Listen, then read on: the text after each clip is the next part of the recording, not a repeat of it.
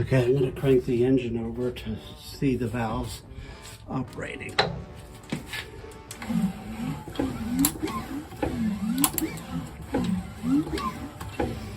You can see each of them opening and closing.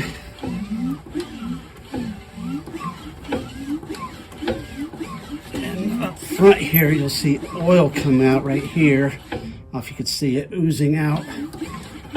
And it's filling that little chamber up with oil.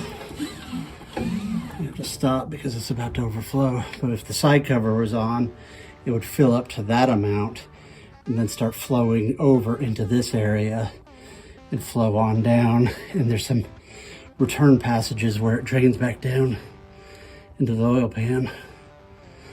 But that's how the lubrication system works.